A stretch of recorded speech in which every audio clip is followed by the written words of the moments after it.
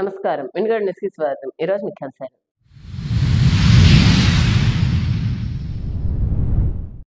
Vinukonda ghat road నిర్మాణ పనులు పరిశీలించిన ప్రభుత్వ chief whip Vinukonda MLA GV Anjaneyulu.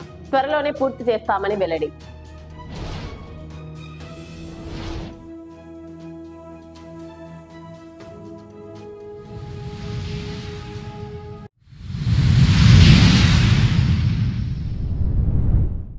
Bollapalli మండలంలో ఆకస్మిక తనిఖీలు నిర్వహించిన బాలల హక్కుల పరిరక్షణ కమిషన్ సభ్యురాలు బత్తుల పద్మావతి. కాలం చెల్లిన చిక్కీలు గుర్తింపు.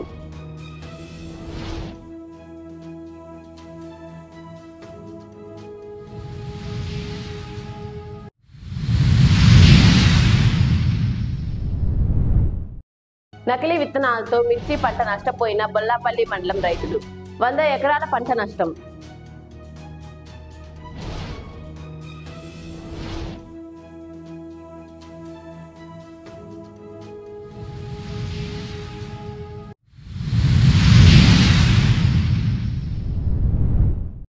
వినుకొండకు తలమానికమైన రామలింగేశ్వర స్వామి ఆలయ అభివృద్ధి, ఘాట్ రోడ్ నిర్మాణాల్లో లోపాలు సరిదిద్ది త్వరలోనే పనులు పూర్తి చేస్తామని ప్రభుత్వ chief whip Vinukonda MLA GV Anjaneyulu అన్నారు. గురువారం ఘాట్ రోడ్ పనులు స్వయంగా పరిశీలించిన ఆయన పలు సూచనలు చేశారు.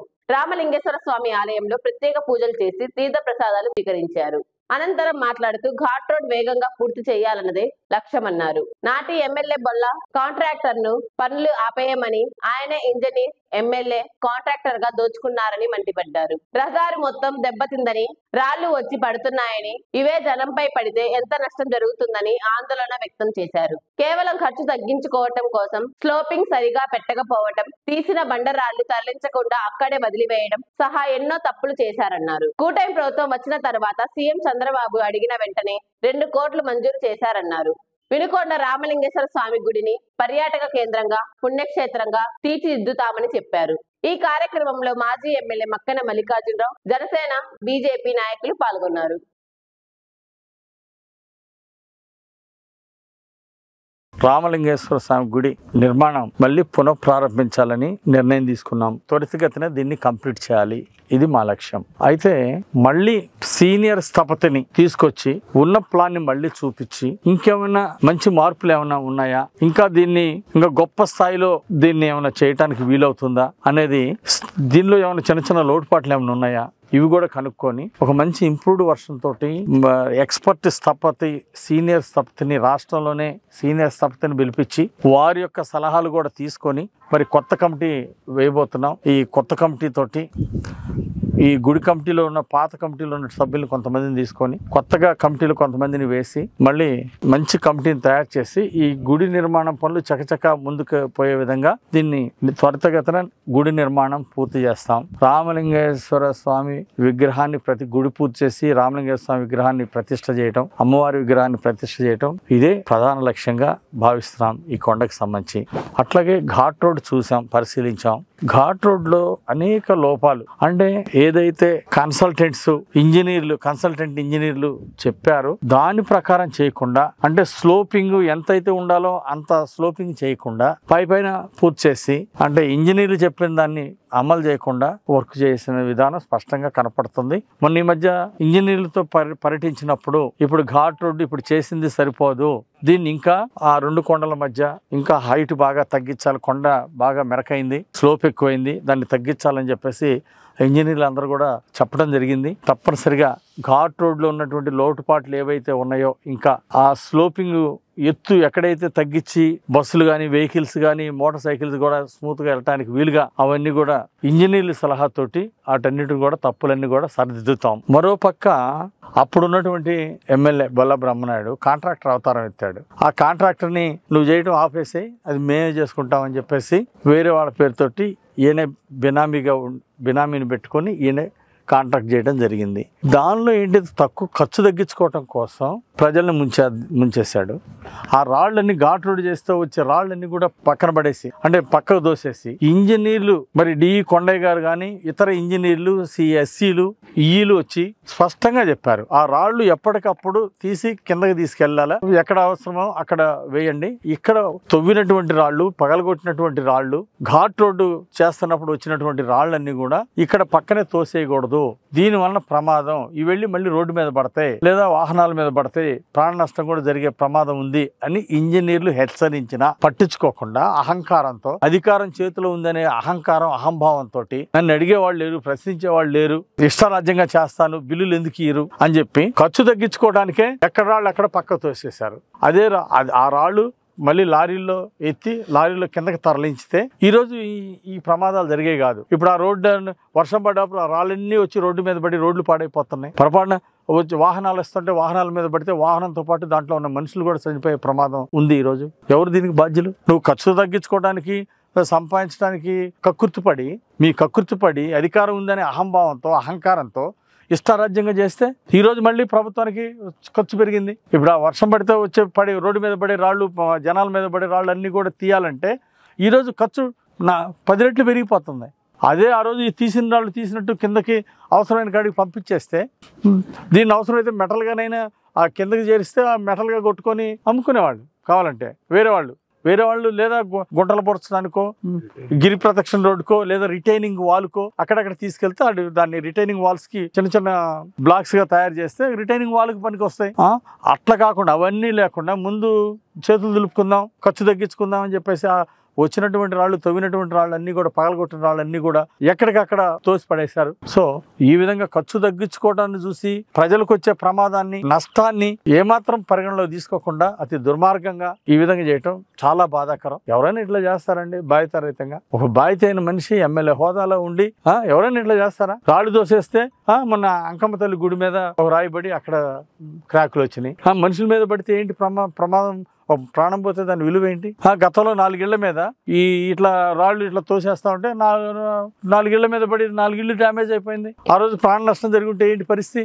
ఒక బాధ్యత అయిన వ్యక్తులు ఇలా చేయొచ్చా? ఇది కరెక్టేనా? కాబట్టి ఈ లోటుపాట్లన్నీ కూడా, ఈ రాళ్ళు మళ్ళీ భవిష్యత్తులో ఈ రాళ్ళ వలన ఇప్పుడు జరిగిన నష్టాలు భవిష్యత్తులో జరగకుండా దానికి ఏం చేయాలి? ఎక్స్పర్ట్ ఇంజనీర్లు పిలిపిస్తున్నాం. 11వ తారీఖు వాళ్ళందరూ కూడా సలహాలు తీసుకుంటాం. ఆ విధంగా ఈ ఘాట్ రోడ్డు పనులు ప్రారంభించడం, దాంతోపాటు ఈ లోటుపాట్లన్నీ సవరించే విధంగా చర్యలు తీసుకుంటాం. తొందరలోనే అంటే ఘాట్ రోడ్ నిర్మాణం, తర్వాత తార్ రోడ్ వేయటం, రిటైనింగ్ వాల్ కట్టడం, సిమెంట్ డ్రైన్స్ కట్టి వర్షం వచ్చిన నీళ్లు వలన మళ్ళీ ఘాట్ రోడ్ పాడైపోకుండా సీసీ డ్రైన్ నిర్మించడం, అవన్నీ కూడా అంచెలంచెలుగా ఖచ్చితంగా దానికి ఇవన్నీ పూర్తవ్వాలంటే సమయం పడుతుంది. సమయం పట్టినా సరే మొత్తం కూడా భావితరాలకు ఉపయోగపడే విధంగా వీటిని తీర్చిదిద్దుతాం. ఈ కొండ మీద కూడా గ్రీనరీ పెంచడము, మంచి మొక్కలు పెంచే విధంగా పెంచడం, అలాగే కొంచెం పార్కింగ్ ప్లేస్ పెంచడం, గుడి నిర్మాణం పూర్తి చేయడం, గుడి డెవలప్మెంట్ కోసం, ఇక్కడ పైన కొండ మీద డెవలప్మెంట్ కోసం 2 కోట్ల రూపాయలు ఇచ్చారు చంద్రబాబు నాయుడు గారు. వారికి ఒక చీఫ్ విప్ గా, వినుకొండ శాసనసభ్యుడిగా నేను చాలా గర్వపడుతున్నా, సంతోషపడుతున్నా. గత ప్రభుత్వం 1 రూపాయి తీసుకురావడం చేతకాలేదు ప్రభుత్వం నుండి ఈ కొండ అభివృద్ధికి.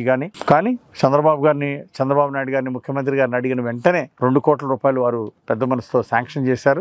10 లక్షల కోట్లు అప్పుల్లో ఉన్నా కానీ రాష్ట్రం, ఆయన ఈరోజు రామలింగేశ్వర స్వామి చాలా విశిష్టమైనటువంటి దేవాలయము. ఇక్కడ దీన్ని ఒక పర్యాటక కేంద్రంగా, ఒక పుణ్యక్షేత్రంగా దీన్ని బాగా అభివృద్ధి చేయాలని చెప్పేసి చంద్రబాబు గారిని కోరిన వెంటనే 2 కోట్ల రూపాయలు వాళ్ళు నిధులు శాంక్షన్ చేయటం చాలా సంతోషం. ఆ 2 కోట్లు కూడా ఇక్కడ చక్కగా దేని ఖర్చు పెట్టాలో దానికి ఒక కమిటీని వేసి ఇంజనీర్లతో అందరితో కమిటీతో డిస్కస్ చేసి అవన్నీ కూడా పనులన్నీ కూడా పూర్తి చేస్తామని ఈ సందర్భంగా మనవి చేస్తున్నా. ఈ రోజు ఈ పర్యటనకు వచ్చినటువంటి మాజీ శాసనసభ్యులు మల్లికార్జున గారికి, అట్లాగే జనసేన నాయకులు నాగసీను రాయల్ గారికి, బీజేపీ నాయకులు మేడం రమేష్ గారికి, నాతో పాటు వచ్చినటువంటి కౌన్సిలర్లకు, సీనియర్ నాయకులకు అందరికీ పేరు పేరున నేను హృదయపూర్వక నమస్కారాలు, ధన్యవాదాలు తెలియజేస్తున్నా. ఖచ్చితంగా ఈ పనులన్నీ సంపూర్ణంగా పూర్తి చేసి రామలింగేశ్వర స్వామి యొక్క ఆశీస్సులు పొందుతాం. ప్రజల యొక్క ఆశీస్సులు ఎల్లవేళ, మంచి పనులు చేసే వాళ్ళకి ఎప్పుడు ప్రజల ఆశీస్సులు ఉంటాయి. ప్రజలందరి సహకారంతో ఈ గుడి నిర్మాణం కూడా పూర్తి చేస్తాం. ప్రభుత్వ సహకారంతో ఘాట్ రోడ్ నిర్మాణం పూర్తి చేసి తార్ రోడ్డు తొందరలో పూర్తి చేస్తాం.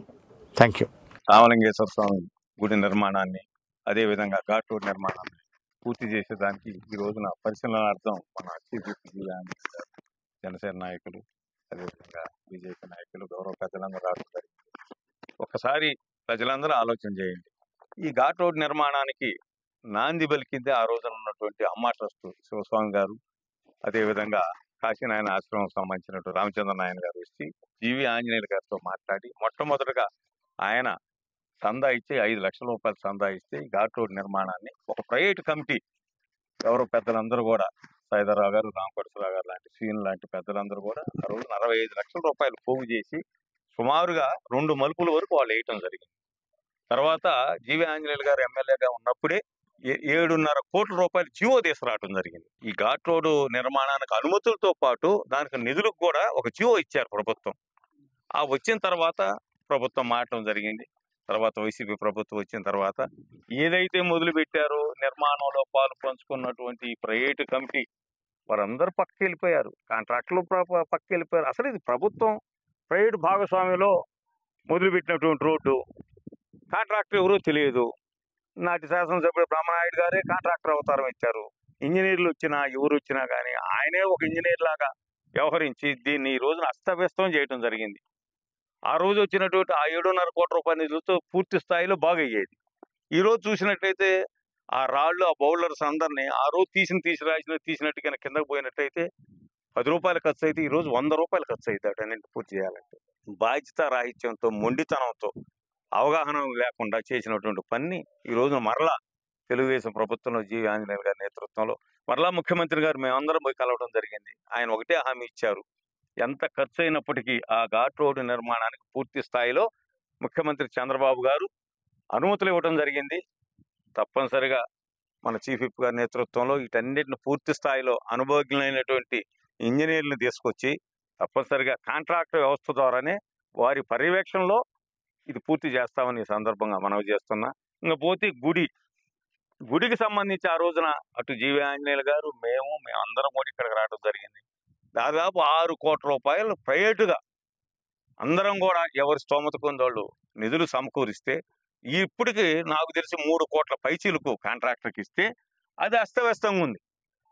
దీంట్లో కూడా ఎక్కడ మరి పూర్తి స్థాయిలో ఇంజనీర్ల పర్యవేక్షణ కానీ లేకపోతే ఎండోమెంట్ వారి పర్యవేక్షణ లేకుండా ఈ విధంగా మొండిగోడలుగా మిగిల్చారు. మన అనేక గ్రామాల్లో చూస్తున్న 3.5 కోట్ల రూపాయలు వ్యయమైతే ఈ రోజు ఈ పరిస్థితి ఉందంటే దీన్ని ఏమనాలి? ఎంత బాధ్యతారాహిత్యం ఇది? ఇప్పటికి కూడా మేము గౌరవ శాసనసభ్యుల వరకు ఒకటే మనవి చేస్తున్నా, ప్రభుత్వ అధికారుల ద్వారాగా ప్రైవేటు భాగస్థులమైనటువంటి మేమందరం కూడా ఇంకా 3 కోట్ల రూపాయల నిధులు ఉన్నాయి. గుడికి సంబంధించి ఎటువంటి నిధుల కొరత లేదు. తప్పనిసరిగా స్థపతులను పిలిపించి వాస్తు ప్రకారం పూర్తి స్థాయిలో దాని నిర్మాణాన్ని చేపట్టాలని మన గౌరవ శాసనసభ్యుల వారికి ప్రజల తరఫున ఒక భక్తుడిగా విజ్ఞప్తి చేస్తున్నా. ఘాట్ రోడ్ నిర్మాణాన్ని కూడా త్వరలోనే పూర్తి చేస్తామని ఈ సందర్భంగా తెలియజేస్తూ, త్వరలోనే ఈ మంచి ప్రభుత్వంలో ఇవన్నీ కూడా పూర్తి చేస్తామని ఈ సందర్భంగా తెలియజేస్తాం. వినుకొండ జనానికి కానీ నియోజకవర్గ జనానికి గుర్తుకొచ్చేది మన కొండపైన రామలింగేశ్వర స్వామి గుడి. ఈ గుడిని ఎప్పటి నుంచో మనకి 365 రోజులు చూస్తుంటాం. తొలి ఏకాదశి పండుగ ఎప్పుడు వస్తుందా, గుడికాడికి పోయి దేవుణ్ణి చేసుకుందామనే ఆశతో వినుకొండ ప్రజలంతా ఉన్నారు. దానికి అమ్మ టెస్ట్ వాళ్ళు గుడికి ఘాట్ రోడ్ నిర్మించాలని ఆ రోజున సంకల్పించారు. దాన్ని చేశారు కానీ అతలాకుతలంగా చేశారు. ఇప్పుడు జీవి ఆంజనేయ గారి ఆధ్వర్యంలో రోడ్డు, గుడి మొత్తం బాగా చేసి అలాగే పార్కు ఇవన్నీ కూడా ఏర్పాటు చేస్తే మన వినుకొండ జనాభాకి ఎంతో ఉపయోగపడుతుందని ఆంజనేయులు గారిని త్వరగా పూర్తి చేయాలని కోరుకుంటూ సెలవు తీసుకుంటాం. నూజెండ్ల మండలం ఐనవోలు పోలీస్ స్టేషన్ ను బుధవారం పల్నాడు జిల్లా ఎస్పీ కంచు శ్రీనివాసరావు పరిశీలించారు. అనంతరం స్టేషన్ లోని రికార్డులు, పోలీస్ స్టేషన్ లోని మహిళా సహాయ కేంద్రాలను పరిశీలించి సిబ్బందికి పలు సూచనలు చేశారు. ఎన్నికల కోడ్ అమల్లో ఉన్నందున నిబంధనలు పాటించాలని అధికారులకు సూచించారు. ఈ కార్యక్రమంలో Nasarapeta DSP Nageswararao, Vinukonda rural CA Prabhakar, Ainavolu SI Krishnarao పాల్గొన్నారు.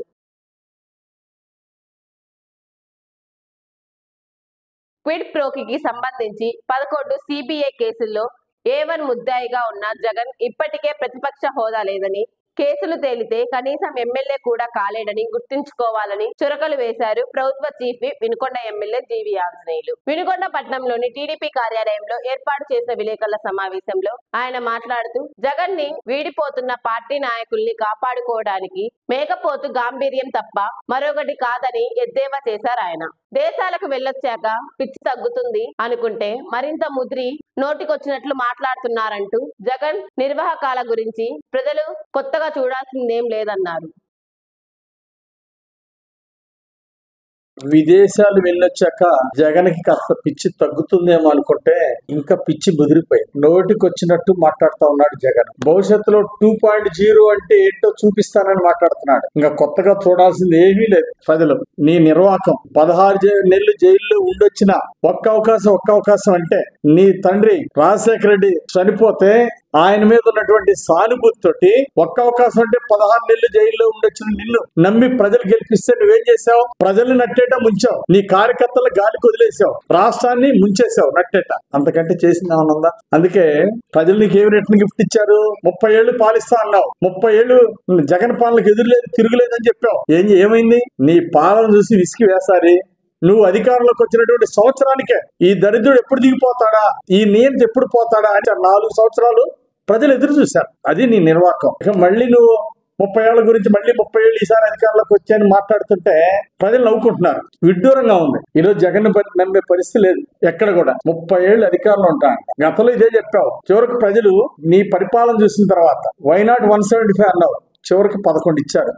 మా వెంట్రుకు కూడా పీకలేరని ఎన్నికల ముందు చెప్పావు. నీ బొచ్చంతా పీకినా నీకు బుద్ధి రాదు. వెంట్రుకు పీకలేరని నువ్వు అన్నందుకు ప్రజలు వెంట్రుకలు కూడా లేకుండా పీక్ అక్కడ కూర్చోబెట్టారు. రేపు 2.0 అంటే ఈ 11 సీట్లు కూడా కాదు, జీరోనే ప్రజలు నీకు ఇచ్చేది. రానున్న ఎన్నికల్లో, అసెంబ్లీ ఎన్నికల్లో ఈ 11 సీట్లు కాస్త జీరోకి వస్తుంది. అది 2.0 అంటే జగన్ అంటే చూపిస్తా అన్నాడు. చివరికి మిగిలేదు. అది సందేహమే లేదు. 11 కేసుల్లో ఏమన్నా ముద్దాయి ఉన్నటువంటి జగన్మోహన్ రెడ్డి ఈ రోజు ప్రతిపక్ష హోదా లేకుండా కోల్పోయాడు. 153 సీట్లతో భారీ మెజార్టీతో నిన్ను ప్రజలు గెలిపిస్తే ప్రజలు నట్టేట ముంచినాక ప్రజలు నీకు ఇచ్చింది 11 సీట్లు. ఈసారి పరిస్థితి ఏంటి? ఈసారి 11 కేసుల్లో ఏమన్నా ముద్దాయి ఉన్నటువంటి నీకు శిక్ష పడితే కనీసం ప్రతిపక్ష ఎమ్మెల్యే, ఈ రోజు ప్రతిపక్ష ఎమ్మెల్యే ఉన్నావు, భవిష్యత్తులో ప్రతిపక్ష ఎమ్మెల్యే కూడా నీకు అర్హత ఉండదు. 11 కేసుల్లో ఏమన్నా ముద్దాయిగా ఉన్నటువంటి జగన్ ఈరోజు సాక్ష్యాధారాలతో సహా ఉన్నాయి. సిబిఐ విచారణలో ఖచ్చితంగా శిక్షలు పట్టడం ఖాయం. ఈ రోజు మేకపోతు గంభీరం చూపిస్తా ఉన్నాడు. అంటే పెద్ద నాయకులంతా వైసీపీలో పెద్ద నాయకులు అనుకున్న వాళ్ళందరూ కూడా తలా దిక్కు వెళ్లి పార్టీలో జారుతా ఉన్నారు. దిక్కు దోసినటువంటి జగన్మోహన్ రెడ్డి మేకపోతు గంభీరం మాట్లాడుతా ఉన్నాడు. అంతకు మించి పరిస్థితి లేదు. వైసీపీ పాలన ఈ రోజు ఇసుక గురించి మాట్లాడుతూ ఉన్నాడు జగన్మోహన్ రెడ్డి. ఈరోజు ఎన్డీఏ పాలనలో కూటమి ప్రభుత్వాలు ఇసుక గురించి మాట్లాడే అర్హత నీకుందా? ఆ రోజు ప్రజలు నీకు అధికారం ఇస్తే ఇసుక దోపిడీ చేసి 1000 కోట్లు దోచుకున్నది వాస్తవం కాదా? అందుకే నీకు 11 సీట్లు గెలిచిపెట్టింది. మద్యం గురించి మాట్లాడే హక్కు నీకుందా? మద్యపాన నిషేధం చేస్తానని నువ్వు మద్యపాన నిషేధం చేసావా? ఎందుకు చేయలేదు? మద్యపాన నిషేధం చేయకపోగా ఎన్నికల హామీ ఇచ్చి మద్యం ఏర్లై పారిచ్చావు. ప్రభుత్వ బెల్ట్ షాపులు పెట్టి ప్రభుత్వ బెల్ట్ షాపులు దోచుకున్నది జగన్మోహన్ రెడ్డి. మరో పక్క బెల్ట్ షాప్ ఊరికి 10 బెల్ట్ షాపులు పెట్టి రాష్ట్రం మొత్తం ఏర్లై పారిచ్చావు. అదేనా మద్యపాన నిషేధం? ఈ రోజు మళ్ళీ ఎన్డీఏ పాలన మద్యపానం గురించి మాట్లాడతావా? మద్యపానం గురించి కానీ ఇసుక గురించి మాట్లాడేటువంటి అర్హత జగన్కి లేదు. వ్యక్తిత్వం అంట. అసలు వ్యక్తిత్వం అంటే అర్థం తెలుసా జగన్మోహన్ రెడ్డికి? ప్రజలు ఆల్రెడీ ఏం చేయాలో చేశారు, పీకి కూర్చోబెట్టారు. సో భవిష్యత్తులో ఈ రోజు ఎన్డీఏ ప్రభుత్వం చూసి కూటమి పాలనకి ప్రజలందరూ శబాష్ అంటున్నారు. ప్రజలు జేజేలు పలుకుతున్నారు. 4 లక్షల కోట్ల పైన ఈ రోజు పెట్టుబడులు రాష్ట్రంలో 7 నెలల పాలనలోనే ఈ రోజు ఎన్డీఏ ప్రభుత్వం మీద ప్రజలు ఒక నమ్మకంతో గెలిపించారు. ఆ నమ్మకాన్ని నిలబెట్టారు చంద్రబాబు గారు. ఈరోజు మళ్ళీ వ్యవస్థలన్నీ గాడిలో పెట్టారు చంద్రబాబు గారు. ఈ రోజు పరిశ్రమలు పెట్టే వాళ్ళకి కూడా ప్రభుత్వం మీద నమ్మకం వచ్చింది. అందుకే లక్షల కోట్లు ఈ రోజు పెట్టుబడులు వస్తున్నాయి, లక్షలాది ఉద్యోగాలు వస్తున్నాయి. అంటే ఈ రోజు జగన్ ఈ విధంగా మాట్లాడటం చాలా దురదృష్టకరం. ఈరోజు ప్రజల్లో భరోసా నింపినటువంటి ఎన్డీఏ ప్రభుత్వం చంద్రబాబు గారికి ఈ రోజు ప్రజలు బ్రహ్మరథం పడతా ఉన్నారు. ఈ రోజు ఒక ప్రతిపక్ష ఎమ్మెల్యేగా సమర్థవంతంగా చేసే ఎన్డీఏ ప్రభుత్వానికి ముఖ్యమంత్రి చంద్రబాబు గారికి అర్థం సహకరించాల్సింది పోయి నోటికొచ్చినట్టు మాట్లాడటం చాలా దురదృష్టకరం. ప్రజలు గుణపాఠం చెప్పినా ఇంకా బుద్ధి రాలేదు. ఆత్మ విమర్శ చేసుకుంటే బాగుంటది. అందరికీ నమస్కారం. ముఖ్యమంత్రి పదవి పోయిన తర్వాత మాజీ ముఖ్యమంత్రి జగన్మోహన్ రెడ్డి గారు అసహనానికి గురై నోటికి ఏది వస్తే మాట్లాడతాం. ఒక అవకాశం ఇస్తే అనుభవ రాహిత్యంతో ఈ రాష్ట్రాన్ని అంధకారంలో పెట్టారు. మరలా ఈ రోజున ముఖ్యమంత్రి చంద్రబాబు నాయుడు గారు, ఉప ముఖ్యమంత్రి పవన్ కళ్యాణ్ గారు, లోకేష్ గారు అందరూ కూడా శ్రమించి ఈ రాష్ట్రాన్ని గాల్లో పెడుతూ ఉంటే ఈ రోజున సంక్షేమ పథకాలన్నీ కూడా సజావుగా నడుస్తున్నాయి. 3000, 4000 చేశారు. అదేవిధంగా బ్రహ్మాండంగా రాజధాని నిర్మాణం జరుగుతుంది, పోలవరం నిర్మాణం జరుగుతుంది. కేంద్ర ప్రభుత్వం నుంచి కావాల్సినటువంటి నిధుల్ని చాలా సమయంతో ప్రధానమంత్రి గారితో మాట్లాడి తీసుకొస్తున్నటువంటి క్రమంలో జరుగుతున్నటువంటి అభివృద్ధిని చూసి ఈర్ష్యతో మాట్లాడే మాటలు తప్ప ఇది ఏమీ లేదు. అసలు ఆ భాష ఏంటంటే ఎంటుకు బేకలేరు, వచ్చే తీరుస్తా, 30 ఏళ్ళు. ఇది ముఖ్యమంత్రి స్థాయి వ్యక్తికి ఈ భాష అవసరమా? కాబట్టి ఇప్పుడే మా చీఫ్ విప్ గారు చెప్పినట్టు ఆ భాషను మార్చుకో.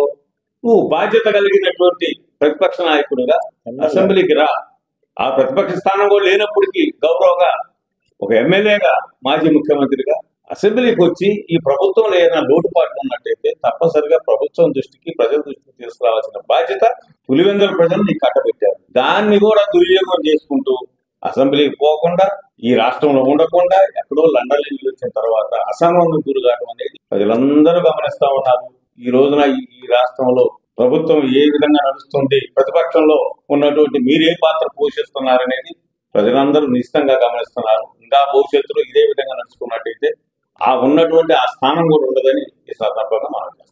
నకిలీ విత్తనాలతో మిర్చి పంట నష్టపోయామని బొల్లాపల్లి మండలం రైతులు పల్నాడు జిల్లా ఎస్పీ కంచి శ్రీనివాసరావుకు ఫిర్యాదు చేశారు. మండలంలోని పలుకూరు గ్రామంలో విత్తనాల దుకాణంలో మిర్చి తేజ రకం విత్తనాలు కొనుగోలు చేసి పంట వేశామన్నారు. పంట వచ్చిన తర్వాత చూస్తే మిర్చి తెలుపు వస్తుందని తెలిపారు. సుమారు 40 మంది రైతులు 100 ఎకరాల పంట నష్టం పోయామని తమకు న్యాయం జరిగేలా చూడాలని ఎస్పీని వేడుకున్నారు.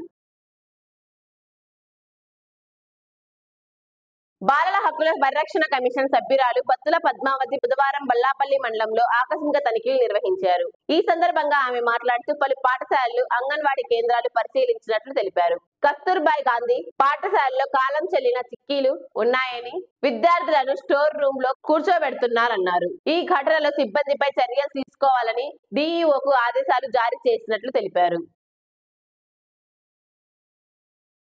కస్తూర్బా స్కూల్లో అవుట్డేటెడ్ చిక్కీలు నియర్లీ ఒక 400 దాకా ఉన్నాయి. వాళ్ళకి సంబంధించి ఆమె ప్రిన్సిపల్ అవి కూడా చూసుకోవాలి. అవుట్డేటెడ్ ఇస్తే వాళ్ళకి చాలా అనారోగ్యానికి గురవుతారు. కాబట్టి దాని మీద ఇర్రెస్పాన్సిబుల్గా ఉన్నారు కనుక షోకాజ్ నోటీస్ ఇవ్వమని చెప్పేసి డిస్ట్రిక్ట్ ఎడ్యుకేషన్ ఆఫీసర్ని ఆదేశించడం జరిగింది. అలాగే ప్లే గ్రౌండ్, అలాగే స్టోర్ రూమ్లో కూర్చోబెట్టారు ఇంటర్మీడియట్ పిల్లల్ని. ఇమీడియట్గా ఆ రూమ్లో ఉన్నటువంటి అవన్నీ కూడా తీసి పడేసి రూమ్ని క్లీన్ చేసేసి ఆ పిల్లలకి ఒక మంచి ఎన్విరాన్మెంట్ని క్రియేట్ చేయమని కూడా ఆదేశించడం జరిగింది. అలాగే రూమ్లో ఉన్నటువంటి ప్రాపర్ వెంటిలేషన్ కూడా లేదు, డోర్లన్నీ క్లోజ్ చేయడము, ఫ్యాన్స్ కూడా తిరగట్లేదు, రిపేర్లు ఉన్నాయి. అట్లనే బాత్రూమ్ డోర్సు బోల్టులు లేకుండా, అట్లనే గడులు లేకుండా కూడా ఇబ్బంది పడుతున్నారు. అలాగే డ్రింకింగ్ వాటర్ ఒకటి ప్రాబ్లం అయింది. అట్లనే రన్నింగ్ వాటర్ కూడా పిల్లలకి స్నానాలు ఒక్కపూటే చేస్తున్నామని కూడా చెప్పారు. ఈ రెండు రెక్టిఫై చేయమని మేము జీసీడీఓ అండ్ ఎడ్యుకేషన్ అధికారిని, జిల్లా విద్యాశాఖ అధికారికి కూడా ఆదేశాలు ఇవ్వడం జరిగింది. మోడల్ స్కూల్లో గ్రౌండ్ కూడా లేదు పిల్లలకి. ఉన్నా కూడా గ్రౌండ్ ఉంది కానీ అక్కడ ప్రాపర్గా అన్నీ క్లీన్గా లేవు. అదంతా కూడా చాలా డర్టీగా ఉంది. ఒక కుటుంబంలో కుటుంబం చూసుకునేటువంటి యజమాని చాలా నీట్గా మెయింటైన్ చేస్తే కుటుంబం అంతా చాలా ఆహ్లాదంగా, ఆరోగ్యంగా, ఆనందంగా ఉంటుంది. అలానే స్కూల్లో చూసుకోవాల్సినటువంటి ఒక అడ్మినిస్ట్రేషను, ప్రిన్సిపల్ ఇవన్నీ చూసుకుంటే ఈ సమస్యలన్నీ కూడా రెక్టిఫై చేయవచ్చు. ఈ రెక్టిఫై చేసే విధంగా కూడా మేము అన్ని రకాలుగా చర్యలు తీసుకుంటామని ఈ సందర్భంగా తెలియజేస్తున్నాం. ఈ నెల 12వ తారీఖున నూజెండ్ల మండలంలోని రవ్వవరం శ్రీ కొండ గురునాథ స్వామి తిరునాళ్ల సందర్భంగా ఏర్పాట్లను జిల్లా ఎస్పీ కంచి శ్రీనివాసరావు పరిశీలించారు. డిఎస్పీ కె నాగేశ్వరరావుతో కలిసి పరిశీలించిన ఆయన ఎమ్మెల్సీ ఎలక్షన్ కోడ్ అమల్లో ఉన్నందున ఎలక్షన్ కమిషన్ నియామక నిబంధనల మేరకు భక్తులు తగు ఏర్పాట్లు చేసుకోవాలని తెలిపారు. ఎలక్షన్ కమిషన్ నిబంధనల మేరకు తిరునాళ్ల పనులను పరిశీలించారు. ఆయన వెంట rural CI Prabhakar, Ainavolu SI Krishnarao, Savalapuram SI Lokeswararao సిబ్బంది పాల్గొన్నారు.